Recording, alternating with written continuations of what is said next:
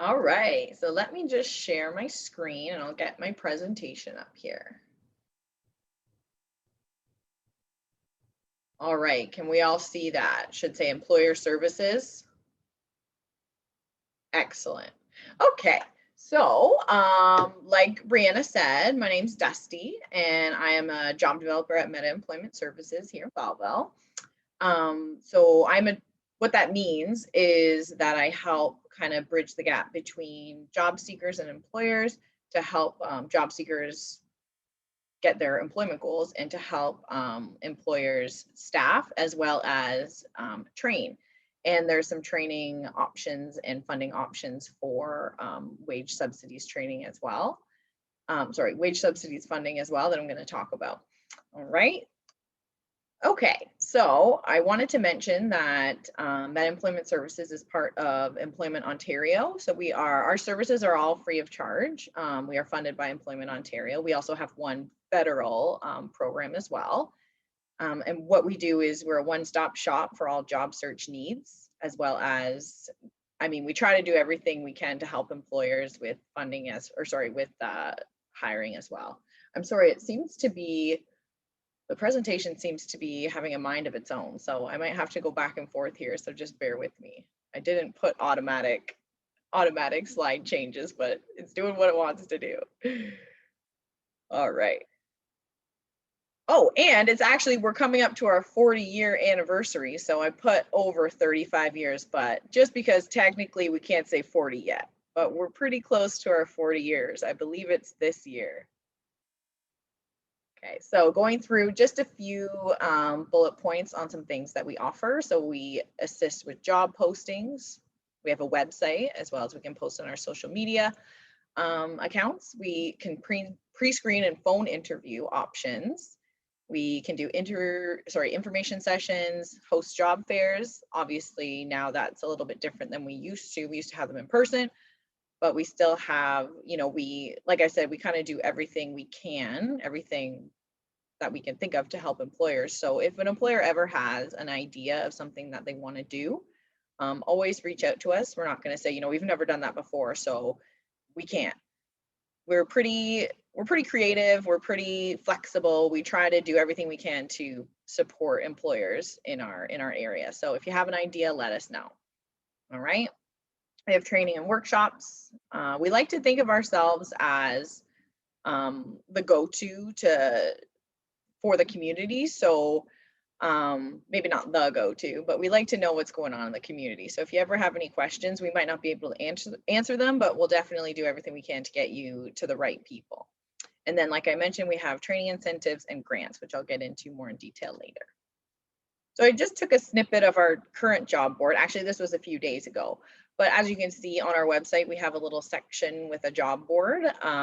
So what we have resource center staff, so they're really good at taking down information for job postings. Really, you just need to give them a bit of info on what you're looking for, and then we can post it on our website. Again, all free of charge. So that's always nice to have.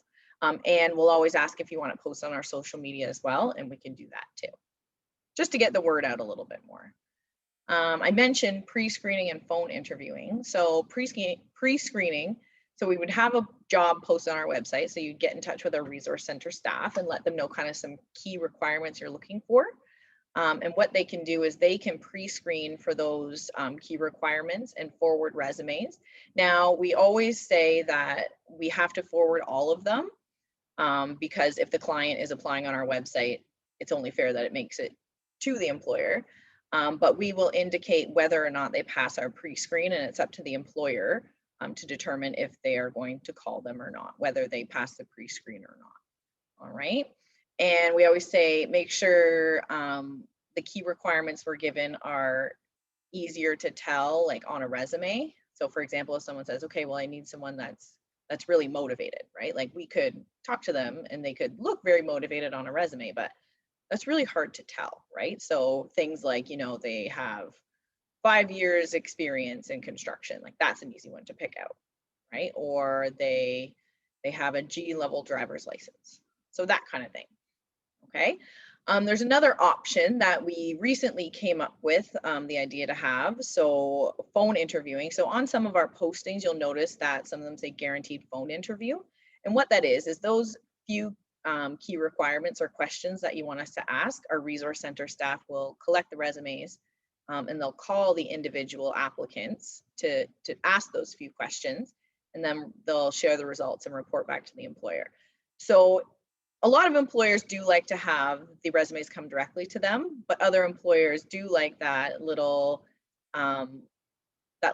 pre-screen, pre-interview to get a better idea of these applicants, and it saves them a bit of time as well. Job matching. So the way we help job seekers is we have employment counselors that our job seekers can meet with and talk about their employment goals and come up with a plan. So at any given time, we're working with numerous clients that are actively job seeking. So a lot of the times employers will reach out to us, tell us what they're looking for and ask, hey, do you have anyone that would be a good fit? So what would happen is myself or my fellow job developers, they would send it out to our team and, give a bit of information and ask for resumes that we pass along. So that kind of skips the need to post at all sometimes.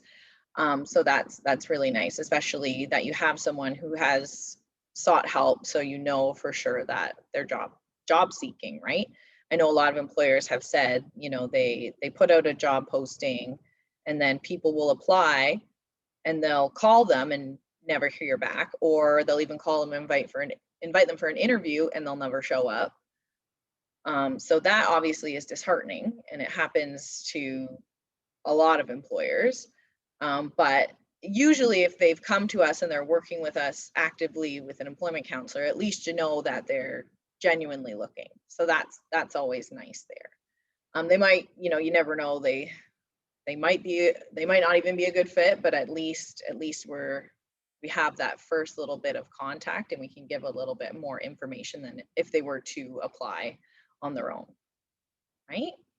Oh, and I wanted to mention, the clients we get, they could range from, just popping in to get help with a resume, and then learning that we do have employment counselors that they could benefit from just a little bit of extra support, or they could be someone with various barriers to employment, but still have great skills and just need a little bit of support in making that connection with employers. Okay, so the information sessions and job fairs. So again, we used to do this in person. So we would have employers come and then we would have job seekers in the area book in to attend these sessions. So what it was really up to the employer what kind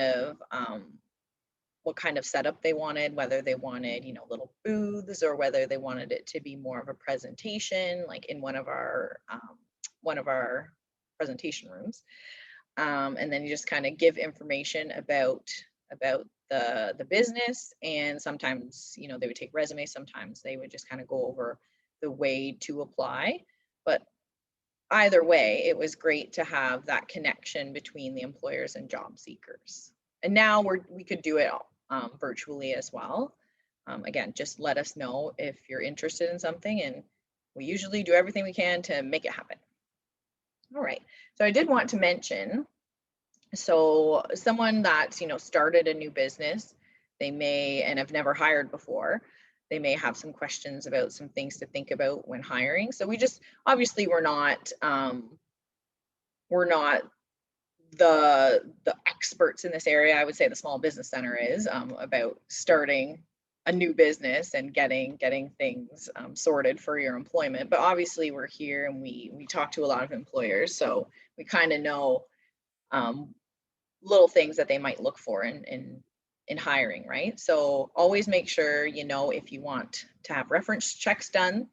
A lot of employers will do that, and they'll expect references and they'll call them. Some employers don't.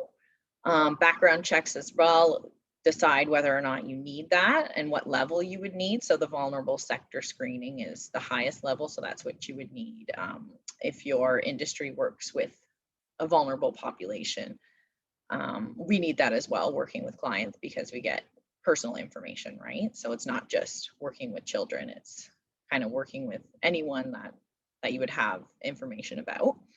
And then if you do have certain credentials that you're looking for, you may ask for those documents for proof. It's up to you, right? When you do hire someone, keep in mind that you do want to have some kind of way to give them a regular paycheck with a pay period and a payday. It should have gross and net wage. There's just an example over here. Should have your pay period, wage rate, if applicable. Some are on salary, but generally you need to put some kind of indication of the wage that they are making. And any deductions such as employment insurance, taxes, and Canada pension plan, they need to be noted as well. So I've worked with some employers who are, brand new to hiring, and this is something that was tricky. So that's something to look into ahead of time. And I'm sure the Small Business Center can help get you in touch with the right people to get this piece put in place. All right. Because I'll get into the funding later, but part of our program is we do need to see pay periods, and sometimes they don't show exactly what we need to see. And if we're reimbursing, the ministry expects it to be pretty clear. So that's just something we've run into. So we wanted to mention it. All right. So training and workshops we offer as well. Obviously, they are online now. We haven't gone back to in-person workshops yet, but we have some online ones. Usually we have them every month. This is August's calendar. There's just a little screenshot of that. So as you can see, we have a few coming up and a few that have happened. So one that I wanted to highlight was the Managing Food Safety. So you'll see it on the 16th. So that's one that a lot of restaurants or businesses that do any kind of work with food, that's something that would likely be very beneficial to have employees do. We did also we used to run Smart Serve, but that hasn't come up yet, or it hasn't come back yet, because it is done online, but we would have our training room set up with laptops for those that don't have a laptop, because Smart Serve has it, they do their proctoring online, so you need to have a camera, and a lot of people don't have a laptop with a camera. So yeah, so we had it in person, but it was actually virtual. So that right now is just being done virtually. All right. And again, if there on every calendar, it says at the bottom, if you require any form of accommodation, please let us know. We are always there to make sure everyone is successful. So if you have any staff that need to get training done, we're there, right? If there's a training that you're interested in that we don't have, let us know. We're always interested in increasing our scope to help our local employers and job seekers. Okay, the Canada Ontario Job Grant. So this is a grant program available to most employers. Now, this one is a pretty intensive program. There's a lot that goes into it. We try to make it as easy as possible. I think myself and my colleagues are good at making the process pretty smooth. But there are a number of requirements, obviously, eligibility requirements and assessment things that go into this. Obviously, I can't put them all in here, but I did put quite a few. So this program is all about getting training for staff, all right? So, and we're not talking about in-house training, so this funding isn't for that, but it's for training, like third-party training. So if you want to send your staff to get training through another trainer, this would likely be an option, okay? And again, I'm gonna go through this, but any questions, obviously, let me know, okay? So, I have a question. Yes. So if someone is not in your area, can they reach out to like a local, say in Quinte West, it's Career Edge? Yeah, they have that too. And they would, so all the employment services, they would have, they would be available to reach out and ask about this grant and go through them Yeah. instead of you? Because you guys, if you're not in that area, correct? I'm not sure if every service provider has this program. Okay. I know Career Edge does, Okay. but I'm just thinking, like, if someone's, talking to an employer outside of the area altogether, Mhm. their local service provider might not have it, but obviously always give them a call and ask, like, who to ask about the program, right? Yeah, we serve a large, very, very large Yeah. area, so that's why I was just wondering if maybe even like up in Bancroft, if they offer that service as well. Yeah, I bet they would. Usually there's something pretty close, but I mean, if it's just like Trenton or Belleville, like we can serve that. We've worked with employers in Campbellford to offer this grant, like Oh, okay. yeah, so yeah, it really depends. It depends on the circumstances, really. Okay, for Yeah. sure. I wasn't sure if it was a hard line like it No, is for us. yeah, Okay. no, not so much. It really, like, you are supposed to pick the service provider that's closest to you, but if you've worked with a service provider that isn't necessarily the closest to you, and you already have a working relationship, because maybe a lot of the times I'll email employers and say, hey, I have a client that's interested in working here, because that's where the client lives, right? Yeah. So I might have made that connection already. Yep. And then they ask about training for funding, so now it makes sense for us to work together. Okay. Right. And I'm sure Career Edge, for example, they're in Trenton. I'm sure they work with some Belleville clients as well, some Okay. Belleville employers. So it's not like a hard and fast Okay. I wasn't sure. geographical line. Okay. Awesome. Okay. Yeah. Thank you. Okay. So into the funding structure. So the idea is that you pick the individual or individuals that you want to train. You pick the program that you're interested in, and you pick the trainer that's going to do the training. So I'll get into some examples in terms of the funding. So if the employer has fewer than 100 employees, they're considered a small employer.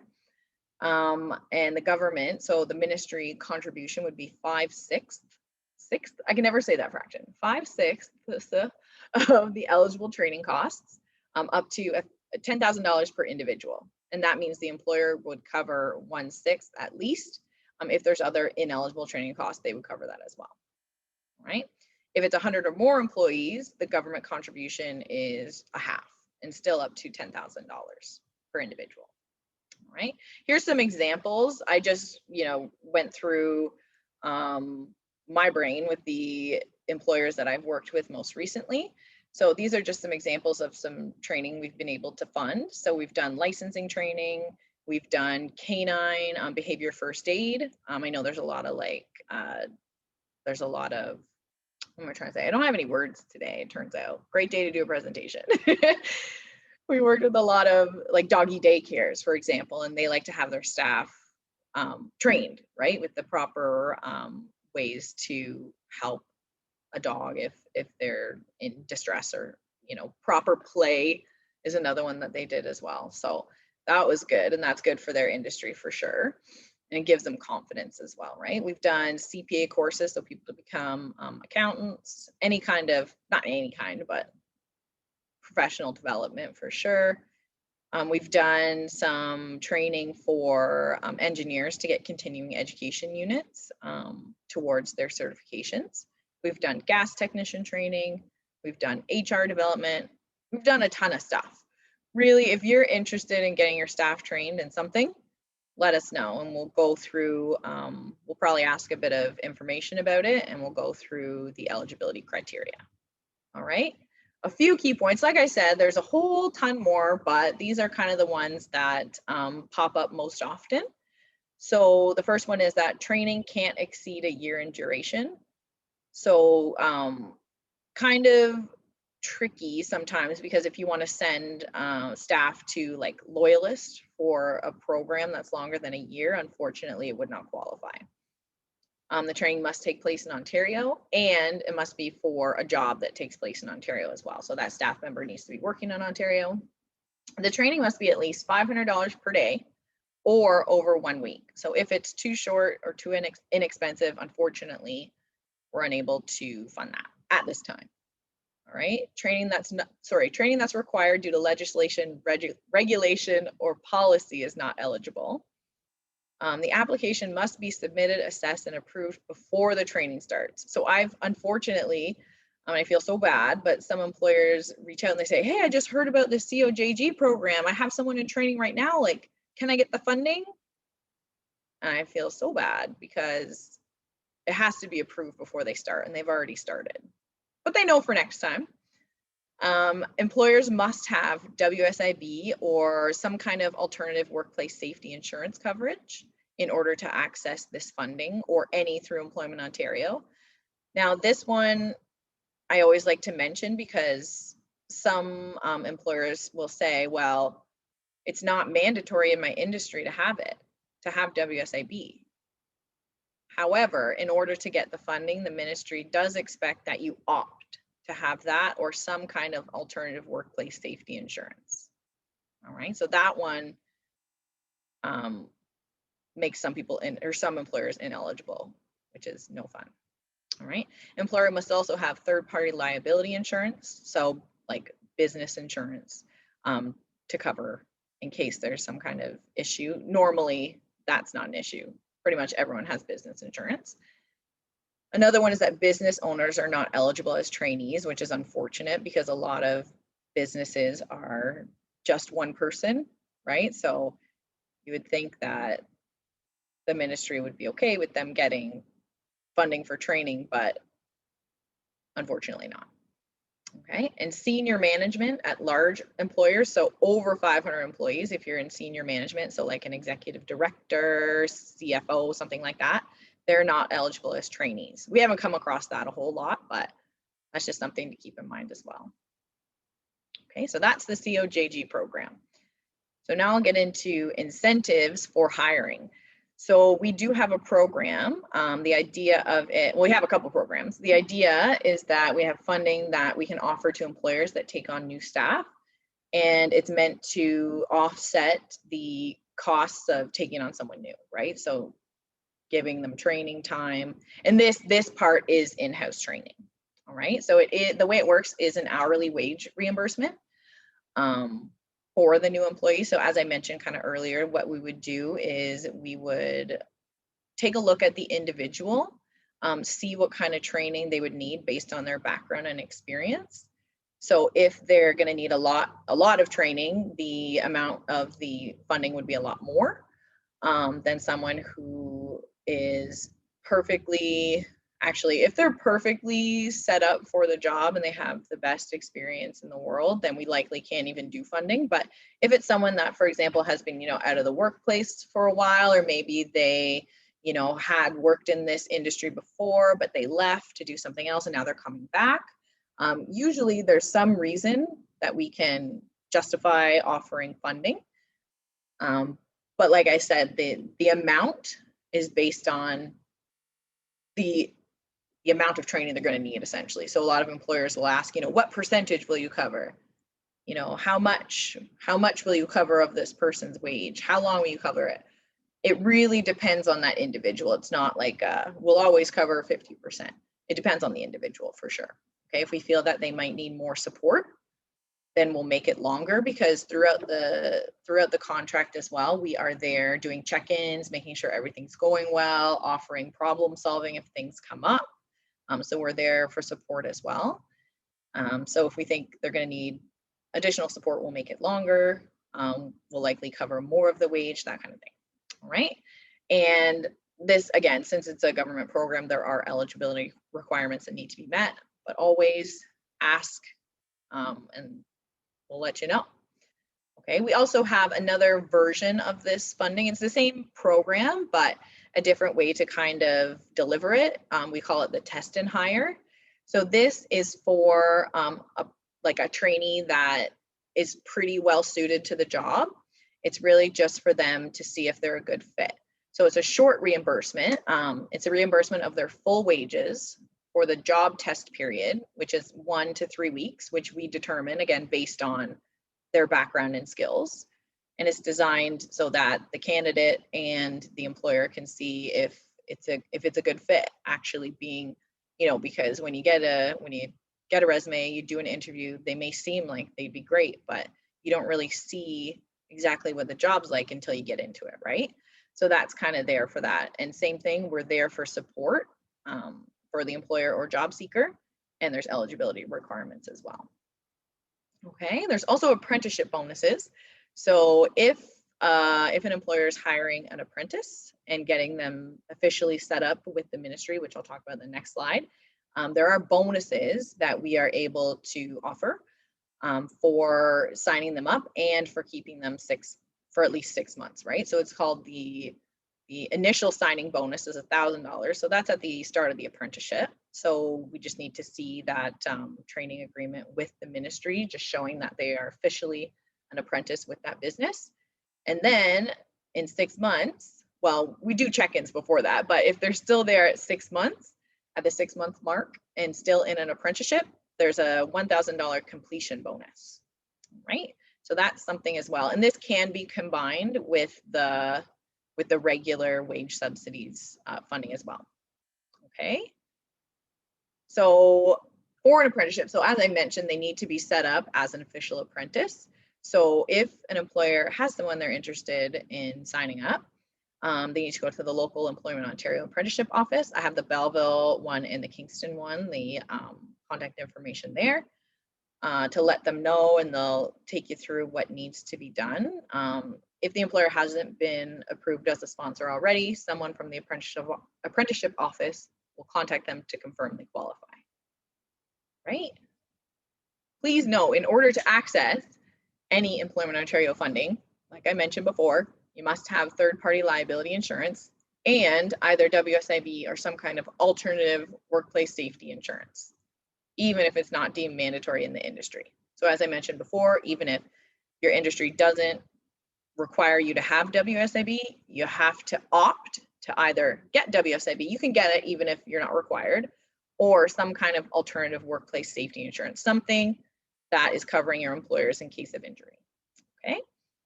The incentives funding and apprenticeship bonuses cannot be used to hire immediate family members, such as a parent, spouse, sibling, or child.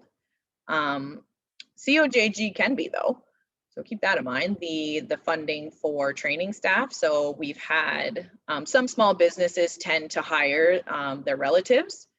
So for example, we had a septic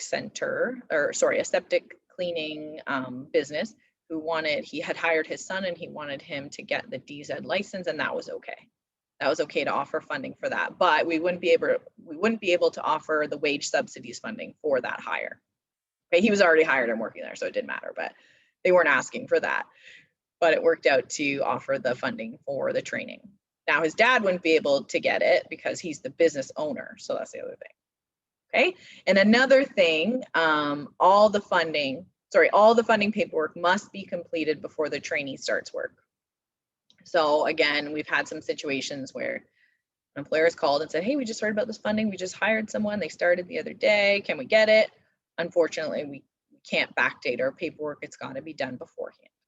All right. Wait.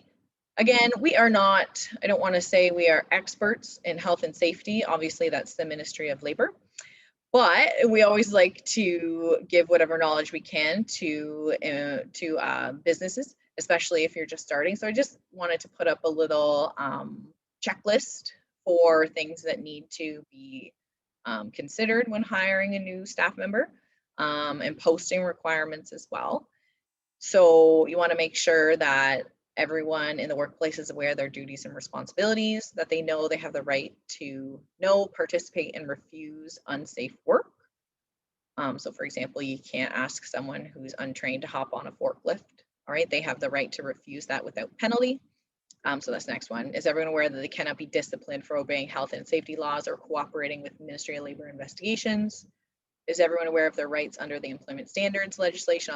I'll get more into that. Is there any AODA requirements, so accessibility requirements that need to be met? These posters need to be posted.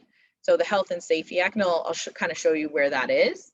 And again, I'm sure the Small Business Center knows all this too. So you can go there if you have questions again, or you can come to us and we'll figure it out. We'll figure it out together. We're partners. All right. So you need to show the act, or you need to have it placed somewhere in the workplace. You need to have the Prevention Starts Here poster, and that's available online. You can just print it out, that's fine, or you can order as well. If you are an industry that requires WSIB, there's an in case of injury poster that needs to be put up. Any Ministry of Labor field visit reports need to be put up. If applicable, occupational hygiene test results, designated substance assessments as well. It's always good. It's always necessary to have your emergency services and numbers posted, and the Employment Standards Act poster. I think they changed that. It doesn't need to be posted anymore, but every employee needs to be given it, right? And then workplace safety and harassment policies need to be posted as well, technically. I'll talk about that in a second. Okay, so your Occupational Health and Safety Act, you can print it for free. However, it is gigantic. I'll show you. Can we see the internet now, hopefully? Okay, good. So you can print this giant thing, and that's totally fine to have it just printed, or you can order a copy of the nice green book for $8, unless you're getting a whole bunch. All right, so those are those links. I don't know if you want to take a screenshot or like write it down quickly, but that's where that is. All right. A health and safety policy. So technically that needs to be posted. However, there is a stipulation that if your workplace has 5 or fewer regularly employed workers, you don't need to put these policies in writing unless ordered by an inspector. So if you have 5 or more, if you have 6 or more technically, then you do need to put this in writing. All right. And this link, it'll take you to, here it is, like a template. All right. So really you just kind of need to fill this in, insert name of business. We'll do everything like copy and paste essentially. So that makes it really easy. And that way you can have it posted in the workplace fairly simply. All right. Same with the workplace violence policy, same kind of thing. If your workplace has 5 or fewer, you don't need to put the policies in writing unless ordered. But it's always nice to have. It's nice to have it. I always say err on the side of caution and make sure your employees are well informed. All right, and this same thing, there's a little template to use. All right, and when someone uses our services to place someone, we do have a little health and safety checklist that we always go through. And it's not to get anyone in trouble, it's just to remind them of what would be expected if there was to be an inspection. Because again, knowing things is great. Knowledge is power. We love it. So we like to share that. And that's all there as well. And then same with the harassment policy. This link again has, where is it? There's a template in here somewhere. I've lost it, but it's here. It's very similar to the violence one. Sample, here we go. There it is. So the same kind of thing, copy, paste, fill in your employer name and things like that. All right, so pretty straightforward. And again, if you have 5 or fewer, you don't need to have it in writing unless ordered to. So joint health and safety committees. So there's a guide to it, which I'll just show you. So there's a little bit of a guide and you'll see this, I have it right here, don't I?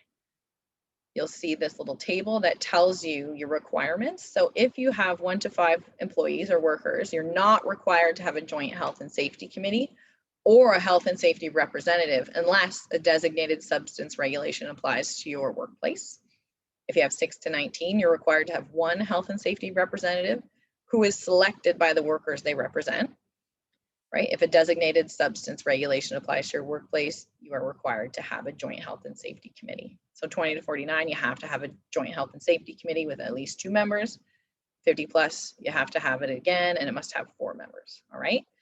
So this is always nice. I worked with a small business who recently, they were always like around 4 employees. And then all of a sudden they had a big project. So they ended up hiring a few more. So then we went to place someone and I was like, I also didn't realize, and I said, oh no, that means now you need to have a health and safety representative. And they were like, oh, no problem. Like, we didn't think of that either. Thanks so much for letting me know, because no one's doing it on purpose, right? No one's not following the rules because they don't want to, right? They just shouldn't think of it because usually they're very, very small. So that's fine. We'll have an election and we'll get someone in as the health and safety rep, right? So it's good to know. Okay, and the Employment Standards Act, so there is a guide to it. Obviously, it's way more than this information that I've put on here, and it's important to make sure you're following all of these, and it kind of goes through rights and obligations of employers as well as employees, rules about minimum wage, hours of work, termination of employment, public holidays, pregnancy, parental leave, severance pay, vacation, and so much more. It's kind of the go-to for how businesses need to be how they need to be run. So it's a whole big guide. There's a ton of questions, or sorry, a ton of subjects that can answer all of your questions. So obviously I'm not going to go through the whole thing, but they're all there. And I always give whenever I do presentations like this, I always have the number to the Employment Standards hotline. I've called them a bunch of times doing I was setting up a workshop for co-op students who were entering like workplaces for the first time. So they likely wouldn't know a lot of this information. So, they would sometimes ask me, well, what happens if this happens? I'm like, I don't know. Let me find out and I'll get back to you. So I call them. You don't need to tell them who you are, what your business is. You don't need to tell them, if it's a real situation. You could just say, what if, theoretically, if this were to happen, like what are the ramifications, that kind of thing. And they're pretty good to give just random information.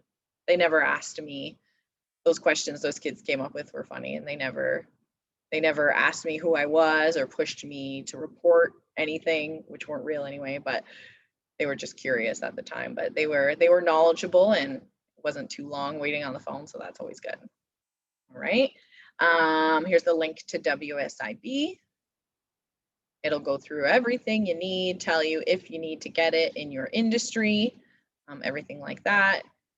Did you know that WSIB coverage isn't mandatory for every business in Ontario? If you didn't, you know now. And it kind of goes over everything. There's the phone number as well. Okay. Ministry of Labor, I wanted to put up there as well. It's basically the Employment Standards Act and a ton more. I just took a screenshot of a whole bunch of stuff that they offer. I couldn't put their contact information because it was organized by like every department, so it was way too much. But if you go to the website, it'll be all there for you. All right, and then some community support. So I've got the Small Business Center there, yeah. And oops, and then contact info over here. There's Brianna. Look at her. The address and everything like that. So they're there to do all things small business. And I'm sure they're very much like us. If you have any question about anything, they'll figure it out for you, or they'll point you in the right direction. And Trendval is connected with you as well, right? Yeah, okay. So they're similar services. So there's that contact information as well. The Center for Workforce Development. So they do a lot of like labor market info projects, like they partner with local employers. They like to figure out what is important what employers in our community feel is really important, and they can bring that to, the bigger powers that be. Move on there. So there is the contact information for them too. Okay, if you ever have questions about, what the labor market is like, if you're just starting a business, I'm sure they're there to give you all the information you need. And then there, I put the Chamber of Commerce's in Belleville and Quinte West. So they're always nice to be a part of. It's nice to be a part of an organization with a whole bunch of other businesses. And they also have a voice, both of them at the municipal, provincial, and federal level, so they can speak on behalf of your business towards any concerns that you might have. All right, and you get like discounts and stuff like that. And you get to be involved in their events. So that's cool. It's nice to be a part of a community for sure, especially as a business owner when, you know, there's lots, it's tough, right? It's tough to do it. So it's nice to have that support. All right. That's all I can think of. Now I can stop tripping over my words. Any questions for me?